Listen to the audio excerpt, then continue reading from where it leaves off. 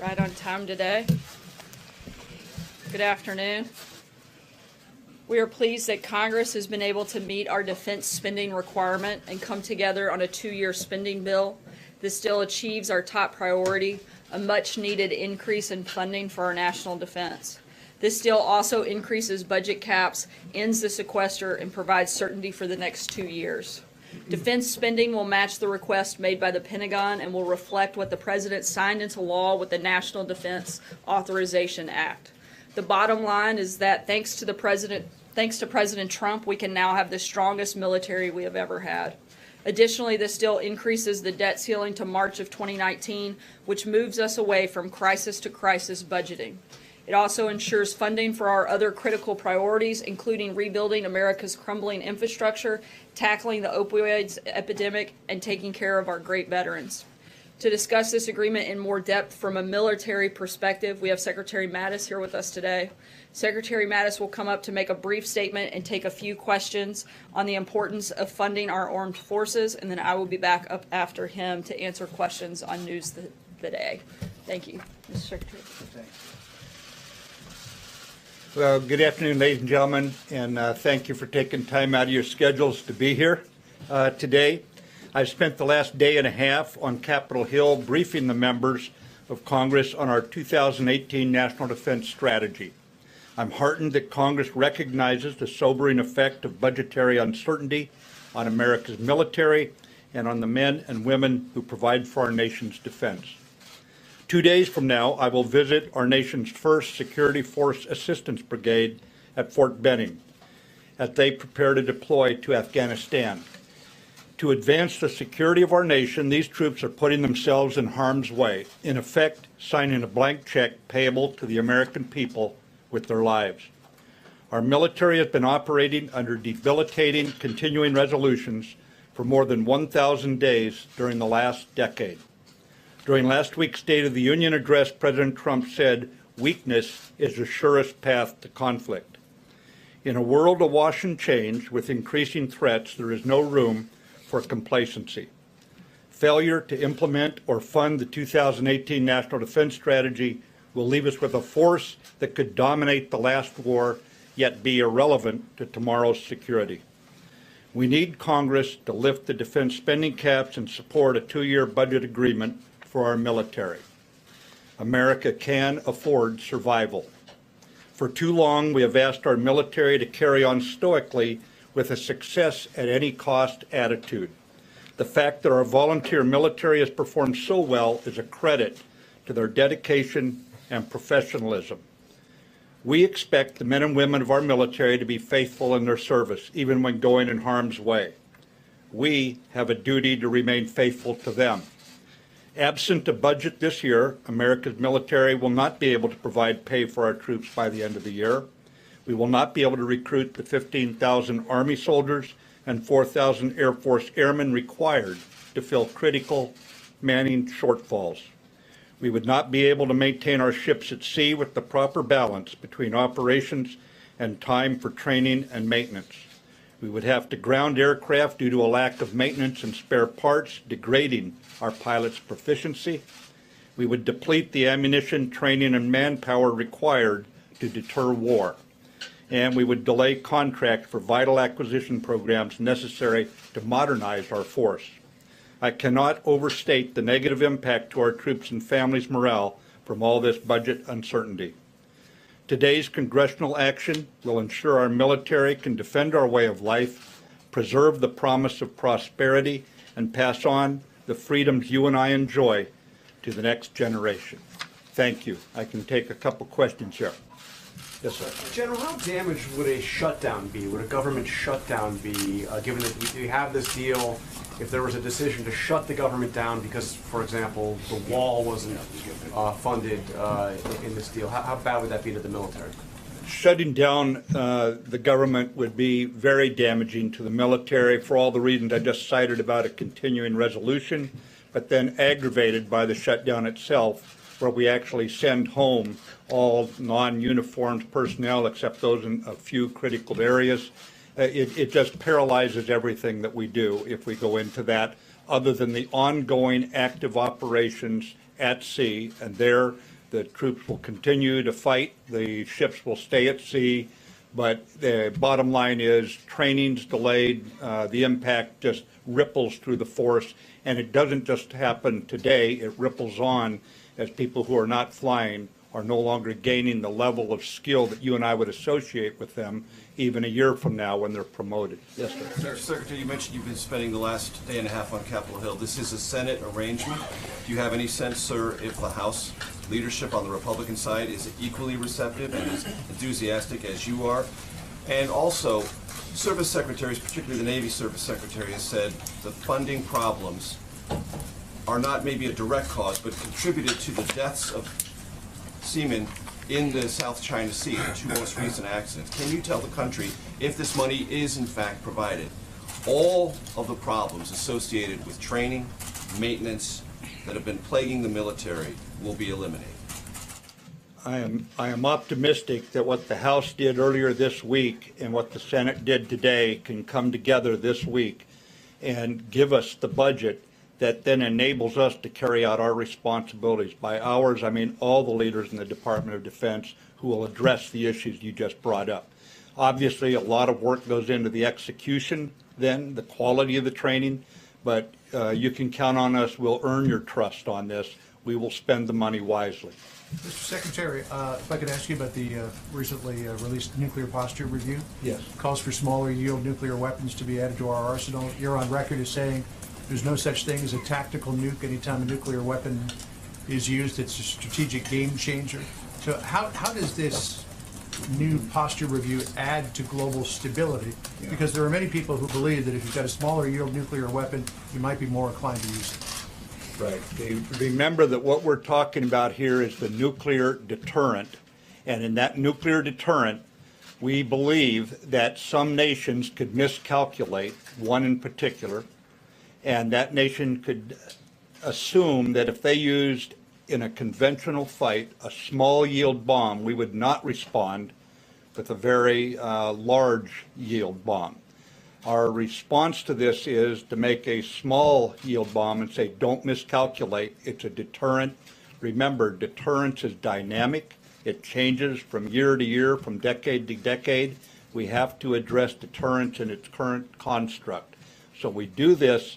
The idea is to raise the threshold. Don't even think about lowering the threshold to a conventional fight and escalating it to one small yield nuclear weapon, strategically changing the game, and then think our choice is either surrender or suicide, as Dr. Kissinger put it. Yes, ma'am. Can you talk about where things are in the planning stages for this military parade the president is seeking, and what any cost estimates you have at this point are? I think we're all aware in this country of the president's affection and respect for the military. We've been putting together some options. We'll send them up to the White House for decision. A question about North Korea, but also follow up on Catherine's question there. You just laid out the argument for fully funding the military, why you think every dollar counts. So why divert time, energy, financial resources to the planning of a parade, as the president has asked? Again, I think that what my responsibility is to make certain I lay out the strategy and make the argument for the oversight of Congress to make a determination of fully funding us. As far as the parade goes, again, the president's respect, his fondness for the military, I think is reflected in him asking for these options. Yes, ma'am. I'm sorry, North Korea. Can I ask you whether you think that war is actually nearer or closer with North Korea than it was at the time the administration took office? And do you support any kind of meeting or communication between Vice President Pence and North Korean officials at the Olympics? Well, on the second, Vice President Pence is quite capable of making the call on that while he's in Korea. As far as the situation with Korea, it is firmly in the diplomatic lane. We have seen much stronger diplomatic action. For example, the last three United Nations Security Council resolutions, unanimous. And how often do you see France and Russia, PRC, China, and the United States, Great Britain, all voting, and other countries all voting unanimously. I think that makes it very clear this is firmly in the diplomatic lane, and we, of course, back up Secretary of State Tillerson's foreign policy efforts as guided by the President with viable military options. But thank you very much, ladies and gentlemen. One more on Syria. Good to go? Yes, sir. All right. Thank you, Mr. Secretary. Due to the timing and tight timeline, we will jump right into questions for today with no further statements. Steve. Nancy Pelosi is wanting to add immigration to this emerging budget deal on the Hill. Is that something the President would like to see?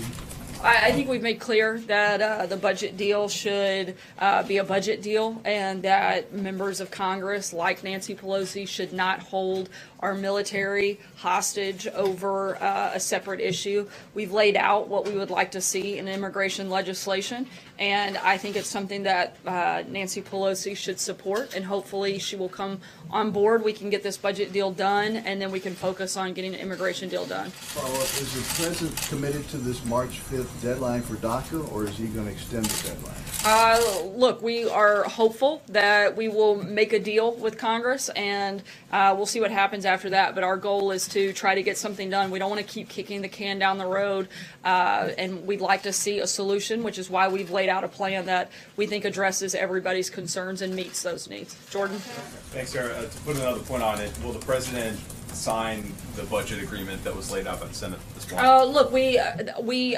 applaud the steps forward that they've made, but we're going to need to see what is in the final bill. But we're certainly happy with the direction that it's moving, particularly that we're moving away from the crisis budgeting that we've been on in the past. Major? Would you like the House to pass the Senate deal?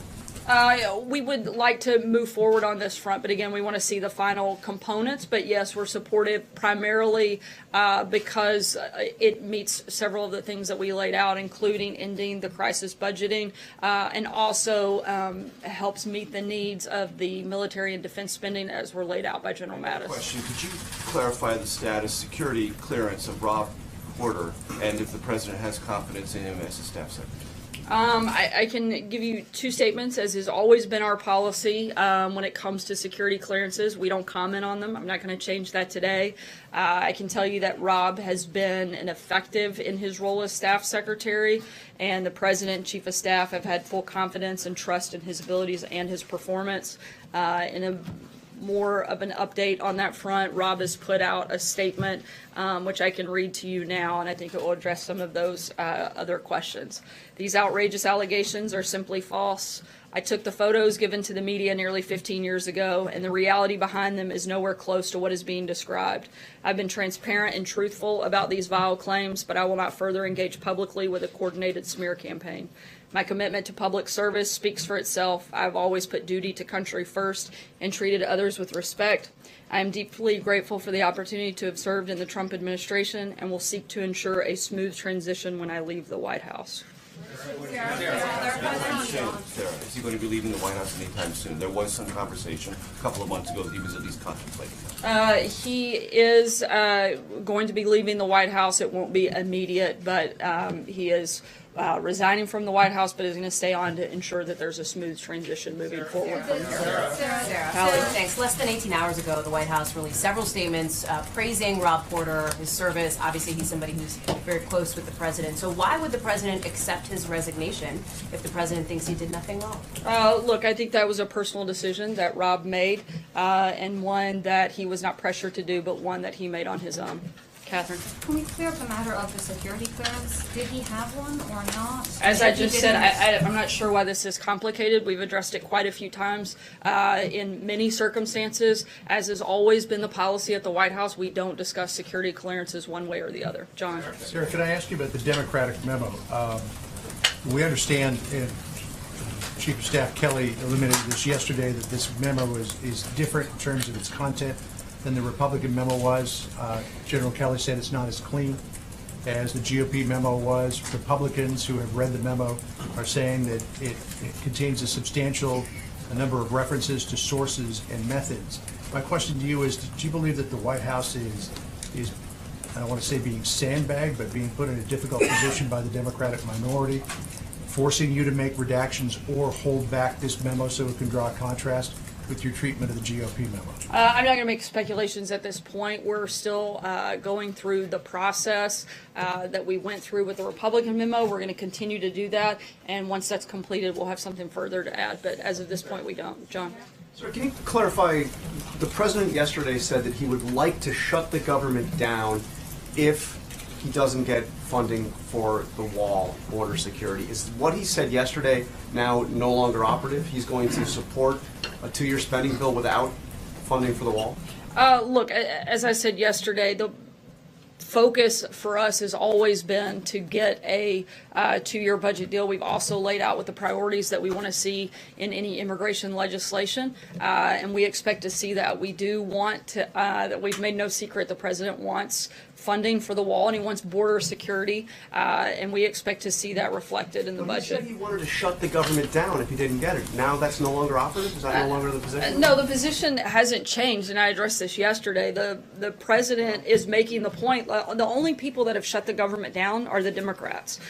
We haven't shut the government down. We've laid out exactly what we want to happen, and we're working towards achieving those goals. He was the one that said he wanted to shut the government down. I'm not understanding. Look, he said, I want a government shutdown. The point he's making when you put it in the context is that if we are going to have that fight, it's a fight that the Democrats started last time and they lost, and we think that we would win again.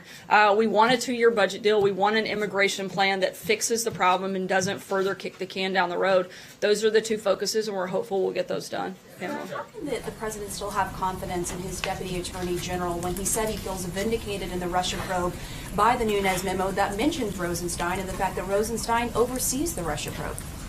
Look, as I said yesterday, the president feels vindicated because he feels like the Russia investigation has been politically motivated witch hunt for the last year, and the memo clearly vindicates the president's position that there was political bias. Has he actually read the Democrats' memo? You said he has seen it, but has he actually read? He has, and I told you also that he had met with the deputy attorney general to discuss the differences yesterday. And just really quickly, General Mattis was saying that the president has great affection for the military, but he has yet to visit Iraq and Afghanistan. Wouldn't that be the ultimate way to honor the troops, by going there rather than a parade? Look, I think there are a lot of different ways. Nothing has been decided or locked in stone. This is in the early discussion phases, and it's something the president is looking at, not just a way that he can, but that the entire country can come together and show support and honor our military. Cecilia. Thanks. Does the president have any concerns about these domestic violence allegations raised against Rob Porter? I haven't spoken to him about specific concerns. You haven't talked to the president about this? About whether or not he has specific concerns, I haven't asked him that question, Cecilia. I don't. Seen the photos of Rob Porter's ex-wife with a black eye? I don't know. Sarah. Thanks a lot, Sarah. The president weighed in today on Twitter on the stock market, the first time this week. He's done so, and he's done so quite a bit over the course of his first year in office. Will we expect the president to continue to weigh in on the daily fluctuations on the stock market going forward, or will he sort of let the market take its course? I don't think I'm going to speculate on what we may weigh in on every single day moving forward through the administration, but the economy has obviously been a big focus for the administration, and it's something we're going to continue to talk about. We have a very strong economy. We feel very confident in the direction that we're moving, and certainly the focus on the long-term economic fundamentals that this administration has been advocating for. On the immigration deal, would the president be open to the idea of his 2 pillars of what he's put forward being part of an immigration deal, that being funding for that border wall with Mexico, and increased border security, and then, of course, a legislative fix for those DACA recipients? We've laid out the 4 pillars that we want to see in immigration legislation. Shannon. The president today called these text messages from the FBI bombshells. Does he believe there was a conspiracy in the FBI to try and undermine his candidacy, to try and help Hillary Clinton? Can you explain a little bit more his thinking about what he's seen in these text messages? I think it just further shows that there is reason for all of us to have great cause for concern in this process, and we hope that it's more thoroughly and fully looked at as we move forward.